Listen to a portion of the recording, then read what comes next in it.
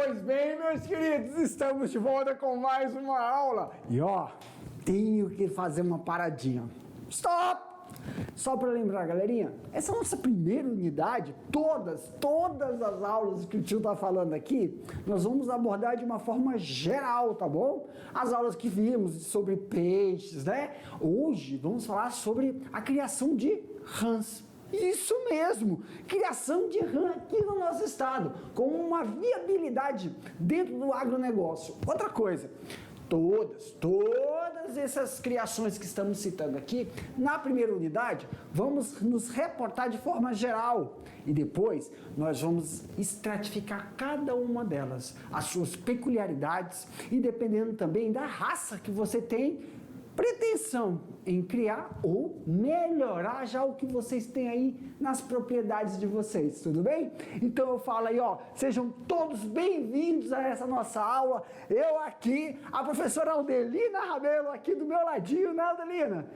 E aí, professor presencial, juntamente com vocês, meus estudantes, qualquer dúvida, é só sinalizar para nós, mandar suas mensagens, seus recadinhos, para que nós possamos alinhar certinho aí, ó, ao interesse de vocês sobre as aulas que nós estamos ministrando. Vamos começar logo, tio? Vamos! Dá uma olhada lá na tela. Aula 10.1. Na aula 10.1, vamos verificar, né? O manejo e criação de rã. Professor, manejo e criação de rã, como é que é denominado? Nome técnico, ranicultura. E quem cria rã é chamado de ranicultor. Então nós vamos ver nessa aula de forma geral, depois a gente vê as suas especificações, vamos ver sobre rã, né? Quais as espécies utilizadas, manejo da criação e também manejo de produção. De forma geral, para isso nós temos a habilidade de estabelecer critérios para o manejo de criação de rãs. E o mercado, dentro dos processos de sua derivação. Qual é o mercado indicado, como são as propriedades de fornecimento desse produto. E para iniciar aí, ó, rãs. Bem devagarinho. Vamos ler então essa introdução? As rãs são anfíbios que vivem tanto na água quanto na terra, mas necessitam ficar expostas frequentemente ao clima úmido para se desenvolverem, necessitando de água de qualidade para respirarem através da pele. Então vocês têm que lembrar, recordar aí, lá da biologia, a fisiologia desse tipo de animal, que necessita então um ambiente úmido, um ambiente que proporciona uma variação climática, que proporciona um excelente desenvolvimento. São o quê? Os hábitos alimentares desse animal. São animais carnívoros, né? Que se alimentam de insetos de pequeno porte, mas também, galerinha, eles têm essa predileção. Aqui, Butil. Aqui, ó, pode voltar para mim. Se alimentar de ração. Então nós temos dois tipos de alimentação, muito semelhante ao dos peixes que falamos na aula anterior. Não que as rãs comem de tudo, especificamente insetos, mas também ração. Então tem o processo industrializado da alimentação desse tipo de criação, mas alimentação natural. Muitos criadores, muitos ranicultores, optam para a produção da rã, vamos falar rã verde. Tem gente que vai cair assim, meu Deus, o que ele está bebendo nessa garrafinha dele? Rã verde, professor, que não utiliza de ração, utiliza somente para alimentação de insetos. Insetos criados na propriedade, com garantia de sanidade na produção desses insetos, que vão ser utilizados para o desenvolvimento nutricional dessa criação. Você pode fazer isso também com uma alimentação específica de ração para a rã e suplementando com alimentação de insetos próprios para isso. Nós vamos ver, tá bom? Dá uma olhada lá na tela. Então, de forma geral, as principais espécies de rã é a rã leopardo, rã verde, rã americana e a rã touro. Em todas as diversidades, os animais produzem uma carne rica em proteína. Então, dentre essas espécies que nós temos, como possibilidades de um bom desenvolvimento, quando eu falo desenvolvimento, eu falo ganho de peso em menor tempo, tá? E também uma concentração de proteína que tem uma excelente digestibilidade. Misericórdia. O que significa digestibilidade? Digestibilidade. Vai lá, minha amiga! Soletra para mim! Digestibilidade. Quer dizer, eu consigo absorver uma grande concentração da proteína, né, do aminoácido que está ali na proteína daquele animal. Não é aquela carne pesada, indigesta, que professor, parece que a gente fica empançado. Isso. É igual o peixe, que tu come peixe, daqui a pouco tá com fome de novo. Não é isso? Olha só, dá uma olhada lá na tela.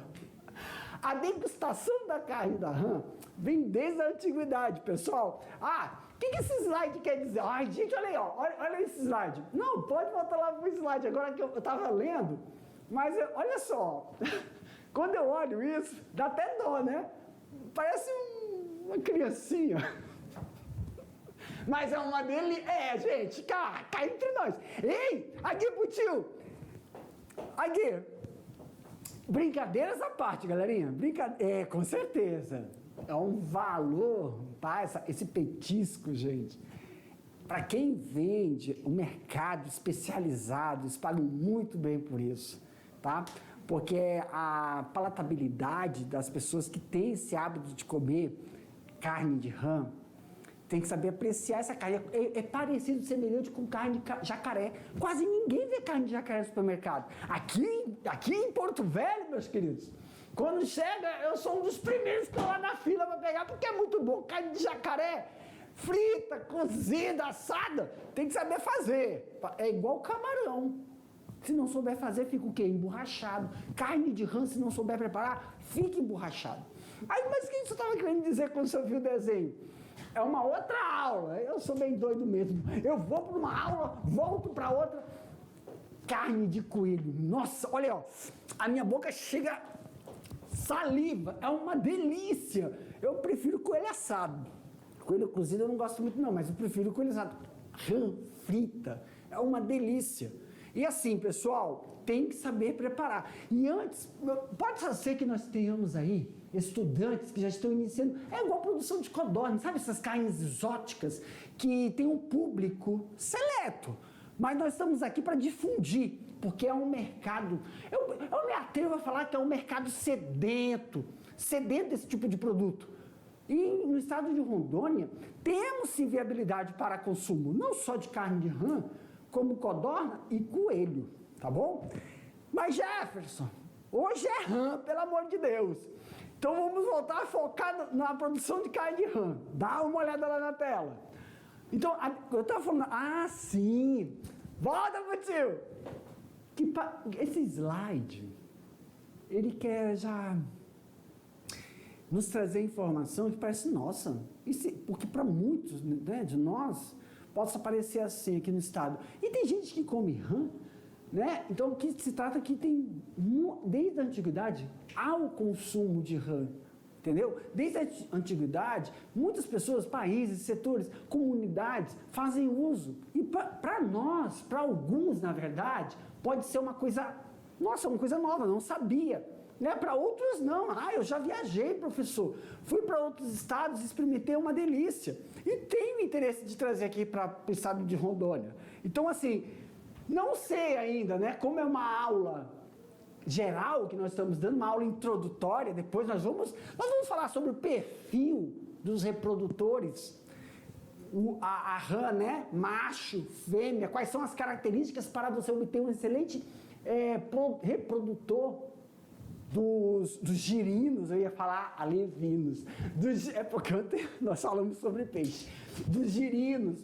Então, galerinha, para quem tem interesse ou para quem está iniciando e para quem já tem aí a sua produção e quer dar um up nessa sua produção, primeiramente, aqui eu vou vender meu peixe, vou falar sobre a produção de rã, mas sempre nós vamos ter aquela aula de quais são as características que a propriedade tem ou que você tem que transformar na sua propriedade para fazer a instalação do ranário. Misericórdia! What is this? What is this? It's loving, it's loving.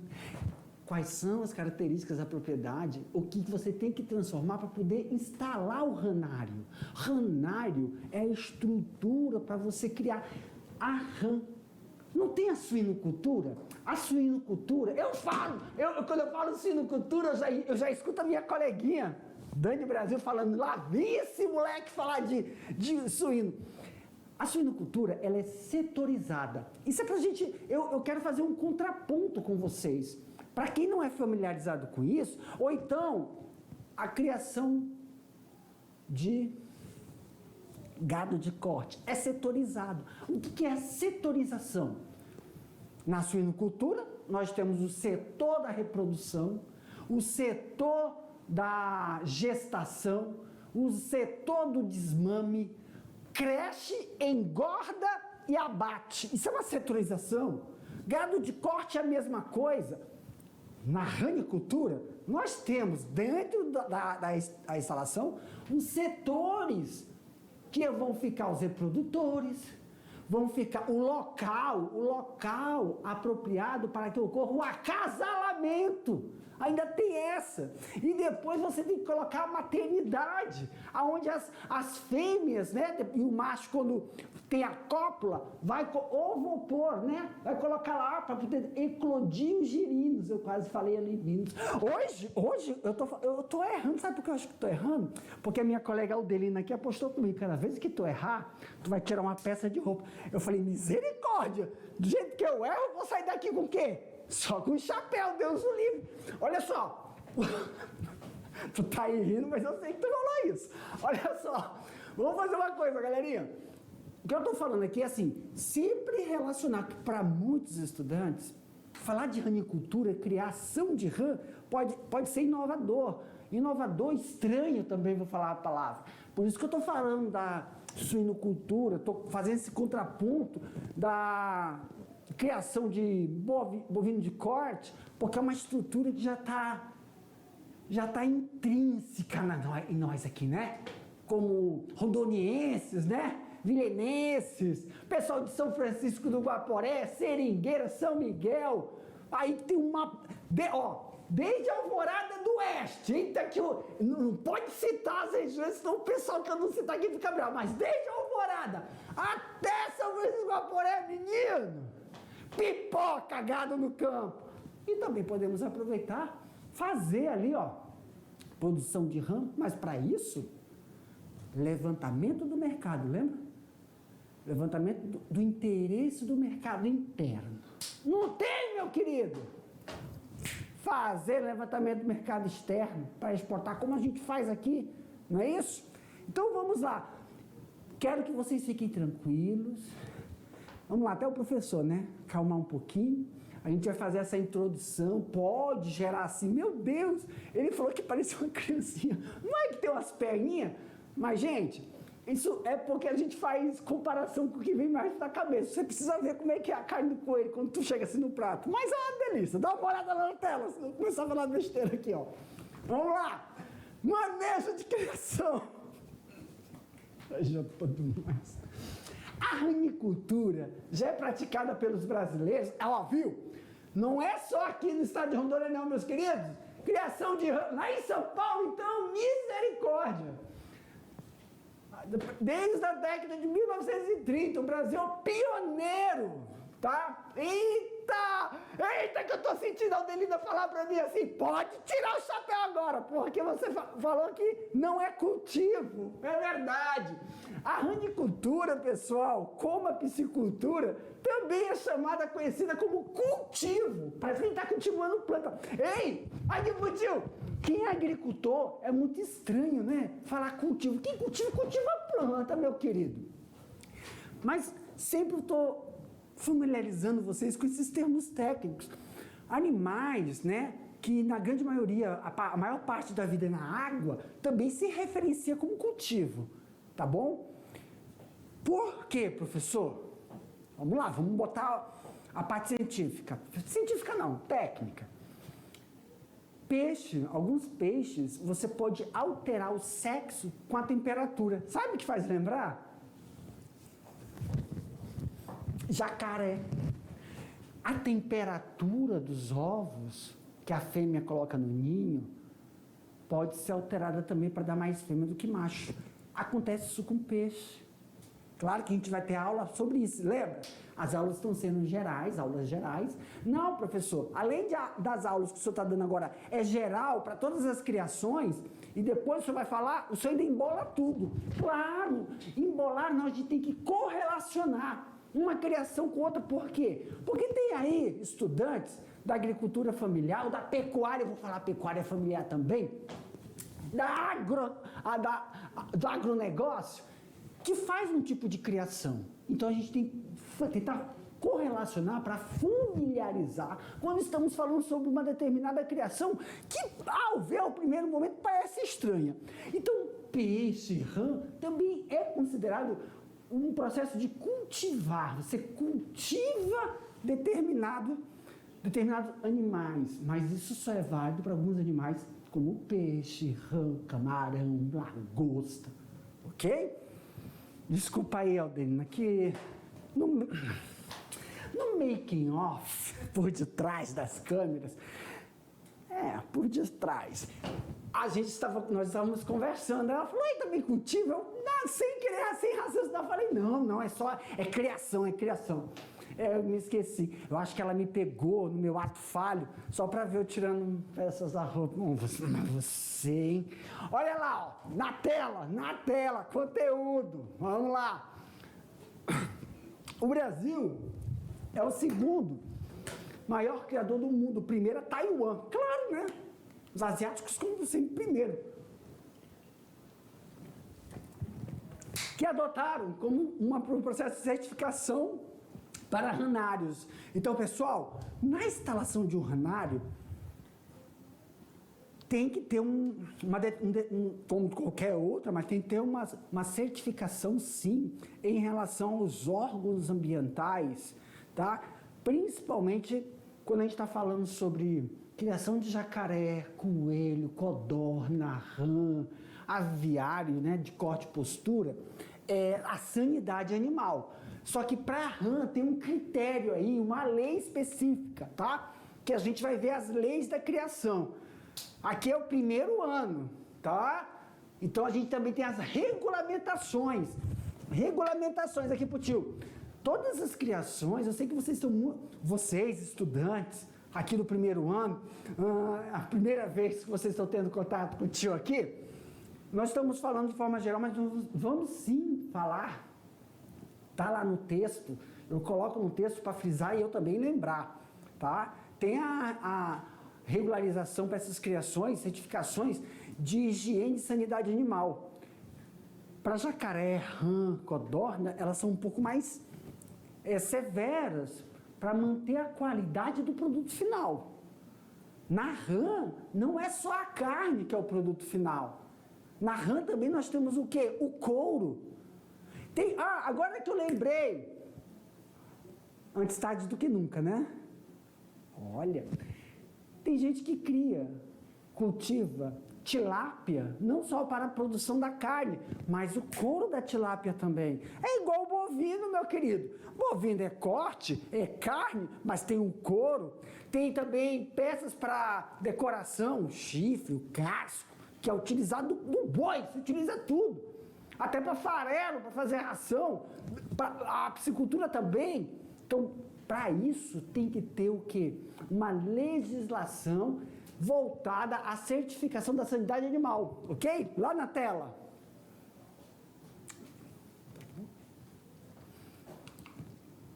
Apesar do segundo lugar no mundo, a produção ainda é pequena no Brasil, alguns criadores brasileiros encontram desafios na criação de rã. Olha só, it's no beauty for them. The picture.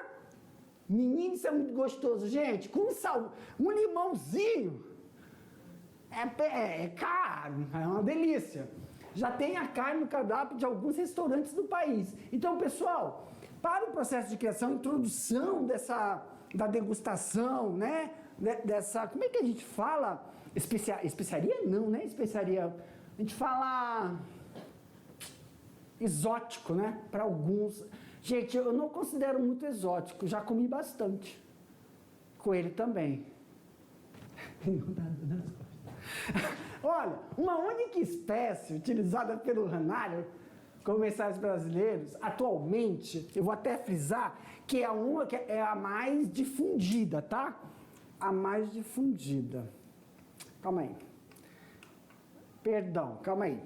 É a mais difundida. Entre elas, é qual, professor?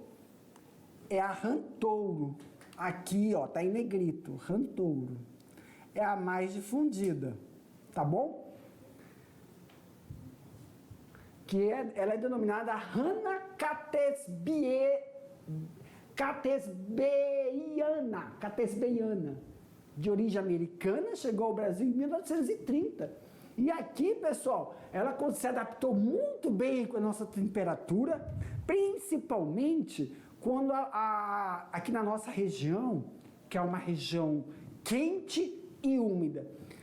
Claro, meus queridos, que nós temos o nosso período de estiagem, e nós estamos nesse nosso período de estiagem que é muito quente, mas a estrutura do ranário, nós vamos ver a estrutura do ranário, possibilita que galerinha, professor, como o senhor fala aqui pro tio, quando o senhor fala úmido, é quente e úmido, e aqui a gente sente um ar seco, como é que é isso no ranário? É só você entrar numa estufa de produção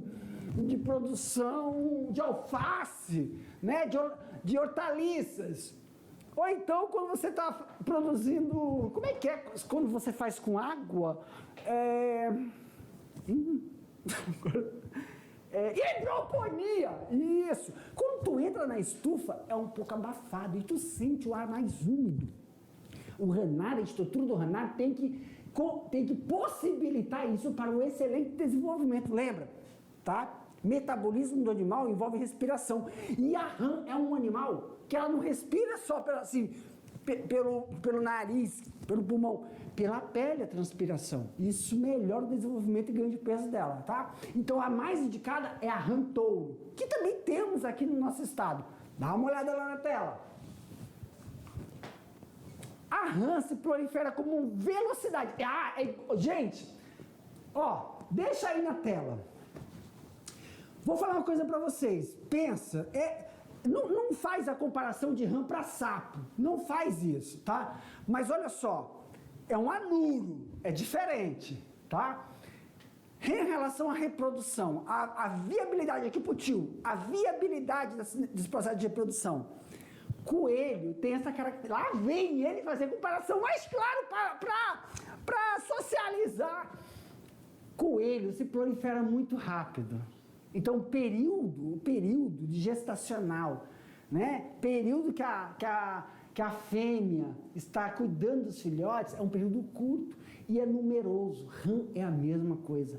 Rã, ela prolifera muito mais rápido. Só que aí tem seus prós e seus contras. Porque é a manutenção da higiene e a profilaxia. Eita, moleque doido! Profilaxia, professor, sim. Profilaxia em relação aos cuidados, os manejos dentro do ranário para manter a sanidade do animal e evitar doenças que possam prejudicar. Dá uma olhada lá na tela. Ok, meus queridos, olha aí na tela. Isso mesmo. Olha só, não necessitam de grandes investimentos. Apesar da água, sim, a água eu não consigo. A água é uma água de qualidade. Essa água de qualidade, ela vai... Aqui, Putinho! Aqui! Putinho! É mesmo, meu amiguinho invisível veio aqui, você acredita, meus queridos? Ei, pessoal aí de Seringueiras, que está me assistindo. Ei, gente, Seringueiras, São Miguel, Terra Boa, Alvorada, eu fui aí, viu? Eu vou falar baixinho, vou tentar falar baixinho. A professora olhou para mim, presencial, pensei que eu não vi, falou assim, meu Deus, homem, tu tá pulugado, por que tu tá gritando? Eu vou tentar falar baixinho, tá bom?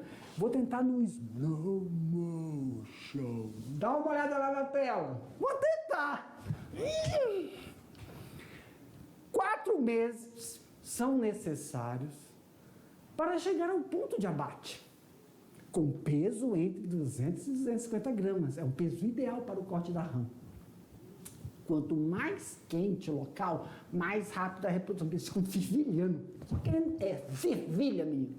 Tornando o metabolismo da rã o quê? Torna o metabolismo da rã acelerado. E isso faz com que elas vão se alimentar. Porque a rã, galerinha, ela tem a pele fria. E quando nós formos vendo o ranário, tem que ter um espaço para elas tomarem sol. Isso aumenta o metabolismo, isso faz com que elas se movam mais para comer, acelera o metabolismo e absorve. Só que como o espaço é pequeno, ela não gasta energia. Então é tipo um sistema intensivo. Alimenta, alimenta para depois tu comer. Faz, Adelina! Oh, ei, gente! Ai, que bonitinho! Meus amigos, às vezes vocês ficam perguntando, meu Deus, por que a prof. Adelina tá vermelhinha? Vocês não sabem o que é que ela apronta aqui, ó. Dá uma olhada lá na tela. Vamos continuar. Essa Adelina. Outra coisa, só para realçar, viu? É igual tilápia, produção de peixes, pirarucu, tambaqui, que a gente não usa só a carne, a rã também. Pode também utilizar a pele, que é muito procurada na indústria, né, dos grandes centros, pessoal. A pele também é procurada para fazer o quê? Fabricação de bijuterias, bolsas, sapatos e cintos. Isso. Vai lá na tela, rapidinho, que eu acho que eu esqueci de ler um negocinho. Ah, é? É isso, verdade, queimadura. Ei, galera, aqui pro tio. Não tem aqueles cordãozinhos trançados de couro que vocês veem aí? Também esses cordãozinhos, coisas para brinco, se utiliza também a pele, tá? E ela é muito resistente, tá? Dá uma olhada lá na tela. O criador ainda pode obter lucro com o fornecimento de girinos, entendeu? Que são os filhotes. Viu como lembra bastante a criação de peixe? Você cria peixe para fornecer ao mercado alevinos. Lembra que do peixe tem a transição de larva. Larva é a alevinagem, depois da alevinos que, né? E você pode criar rã não só para produção de carne, couro, mas também fornecer ao mercado interno a oferta de girinos, machos e fêmeas, né, na sua forma jovem, para abastecer os futuros ranicultores aqui no nosso estado. E aí é uma rentabilidade. E lembrando que você pode utilizar não só a ração, mas também, nós vamos ver depois, a alimentação produzida na sua propriedade para elas, insetos. Mas aí eu paro de falar isso aí, Jefferson, porque a gente tem que entrar na regulamentação também. Em ranários, com uma boa estrutura, o manejo correto possível para que tenha uma boa produção, né, de quilo carne por mês, está enquadrada dentro de uma estrutura que vai fornecer o quê, professor? Uma criação mínima de 50 a 60 fêmeas para cada 30 machos. Isso é uma proporção de indivíduos adultos que você tem que ter, tá, no seu ranário para uma excelente produtividade. Não estou falando que você tem que iniciar com isso, tá? Mas uma excelente produção para viabilizar a saída do animal, o abate, é de 50 a 60, tá? Para cada 30 machos. Ei, professor, por que isso? Aqui pro tio. Meus queridos, é por isso que a gente vai fazer assim, aulas, primeiro geral e depois aulas específicas. Vou fazer uma comparação. Você, estudante que tem o pai, tem a sua mãe aí, criador de suíno, avicultura, gado, você sabe que tem que evitar o cruzamento entre parentescos. Não é isso? Se você não evitar, o que acontece? Em nós, seres humanos, quando você tem algum parentesco, você casa com algum parente e tem filho, ocorre aberrações cromossômicas que você está estudando, ou estudou, ou vai estudar com o professor Silvio Santos e a professora Tabita Maciel. Se acontece no cruzamento de humanos com parentesco, acontece aberrações cromossômicas, né? Defeitos genéticos, malformações. Como é que acontece na criação? Na criação, pessoal, se não acontecer aberrações, nascer filhotes com má formação, o que acontece na grande maioria? Cai a produtividade. Como assim, professor? Sabemos que quando vaca dá gêmeos, um é infértil, já prejudica a produção. Ou então, o ganho de peso é prejudicado, ele fica mais susceptível a pegar doença. Professor, a pegar doença não, né? A desenvolver uma doença. Então, assim, tem que ter essa proporção de 50 a 60 para cada 30 machos para evitar, vamos falar uma palavra, consanguinidade, evitar que parentes cruzem, aí a prole cai a produção. Em aves, ela põe tantos ovos por dia, que é um ovo e meio, mas por semana tem uma quantidade, diminui a produtividade de ovos. Em suíno, diminui o tempo aumenta, Jefferson, aumenta o tempo de engorda, ele fica mais susceptível a doenças. Então no arranco começa a mesma coisa, para evitar, e sempre tem uma tabela de uma projeção dos reprodutores para evitar isso, tá bom? Lá na tela, meus queridos, nós vamos falar sobre isso. Opa, volta. Cada fêmea produz em média 5.000 ovos. Cada fêmea produz em média 5.000 ovos. A espécie rantouro, essas são características para quem vai adquirir a espécie rantouro. Professor, por que o senhor está falando mais dela? E as outras que o senhor citou? É porque essa ela está bem mais adaptada ao nosso clima, tá bom? Tá bom. Então, para iniciar, para começar, né, nós temos que visitar alguns ranários e conversar com o ranicultor. Disponibilidade de água de qualidade, de preferência, de minas e poços. Nós vamos ver quais são as melhores características da água que ela tem que apresentar. Porque, como ela vai fazer, a rã, ela fica mais tempo na água do que na terra firme, tem que ser uma água que tem que ser renovável, tá bom? E escolha de terreno com determinado declive. Para rantouro, o declive do ranário tem que estar aí entre 1 a 3% abaixo do nível dos resíduos. Nós vamos ver quais são esses níveis, tá bom, galerinha? Tá bom, professor! Manejo de produção. Manejo de produção.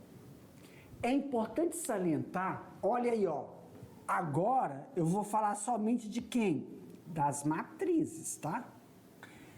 São as fêmeas e machos de reprodução matriz. O que é matriz? Matriz, galerinha, são fêmeas e machos que apresentam características, como é que eu posso dizer? Características desejáveis para que se obtenha descendentes de qualidade. E aí, sempre aqui, nós vamos falar para vocês, ter a obtenção de um auxílio de um técnico para dar essas informações. Mas nós aqui na nossa aula, quando estivermos falando somente de reprodutores, eu vou focar quais são essas características, tá bom? Tá bom, professor. Vamos lá, o ambiente. Olha, gente, eu vou apresentar um ambiente de um ranário, um ambiente geral, tá bom?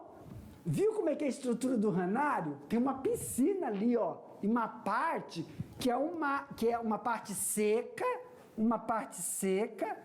e uma, ó, terra é aqui, e aqui, ó, é uma piscininha, a gente vai ver. Só que na parte seca tem aqui, olha, as regiões de reprodução. Os danadinhos fazem a sua reprodução aí. Por isso que dentro desse ranário, a gente tem aquela proporção de macho e fêmea, tá bom? Estrutura. Na fase aquática, a criação necessita de tanques que declive ao fundo para o desenvolvimento de quem? Dos gerinos. Na etapa terrestre, precisa de baias. Essas baias são as baias de crescimento. Cadê essas baias, professor? São esses quadradinhos em azul, tá? Esses quadradinhos é onde eles vão fazer a sua cópula. O intercurso sexual E aí as baias são onde eles ficam, na região seca, tá bom? Mais ou menos, qual é o tamanho, professor? 500 metros quadrados, que composta quais são os setores de um ranário? Setor de reprodução, desenvolvimento embrionário, girinagem, metamorfose e engorda. Igual, galerinha, aqui pro tio, ó, é igual a suinocultura.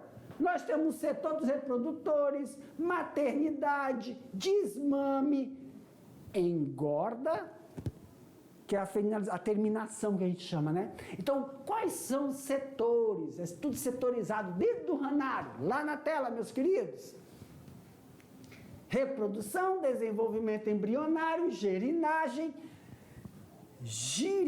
metamorfose e engorda. Aqui, ó, nós trazemos uma imagem para vocês visualizarem aí direitinho como é que é esses setores, mas a gente vai mostrar aí. Professor, já observei que não foi desse jeito que eu fiz aqui. Como é o processo? Tem algum processo? Eu posso desmontar tudo? Não. Nós vamos mostrar quais são os processos de implementação. Tipo quando você vai fazer uma reforma, aí você chama os doutores da reforma. É gratuito. A gente faz então uma reforma para melhorar. Como é que a gente fala? Melhorar. Como é que fala? Melhorar. Aqui pro tio. Dependendo de como está aí, quem já iniciou, aí a gente tem que ser uma coisa mais... agora eu vou lembrar. Eu não saio daqui, não. Você vai fazer uma construção, e essa construção ela não tem uma... É mais funcional, é isso? Funcional. Se o seu ranário não está setorizado de forma a permitir uma sanidade animal, não é funcional. Nós vamos falar disso depois, olha lá na tela. 1 minute, Jefferson! E vamos correndo então. Essa setorização, prof, como é que ela se dá? Aí, ó, o manejo de instalação da reprodução da engorda, tá bom? Nós temos aí a alimentação, que nós falamos, é uma alimentação balanceada com ração. Ração, que sempre vou falar para vocês, depende do setor. Tem ração para reprodutor, tem ração para o gerino, tem ração para engorda. Então, uma ração balanceada.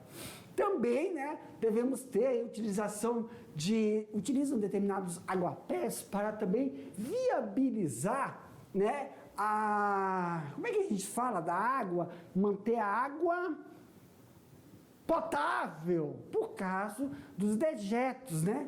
E das propriedades que a gente vê dentro do sistema. E baias. Lembra que a gente fala sobre baias na suinocultura? O que é uma baia? É o local onde nós colocamos animais para engorda. Esta é a estrutura da baia de engorda de um ranário. Claro, pessoal, quantidade de animais por baia, alimentação,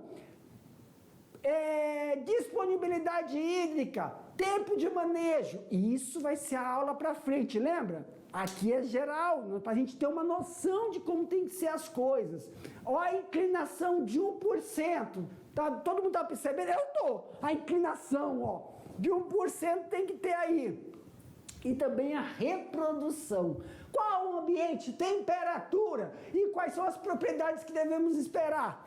Tudo nós vamos ver em relação tanto do ranário como em relação da reprodução deles da rantouro. Aqui pro tio. Meus queridos, finalizamos por aqui, mas daqui a pouco o tio volta para fazer aquele bate-bola, jogo rápido. Tudo bem, Adelina? Certo. Tchau, gente.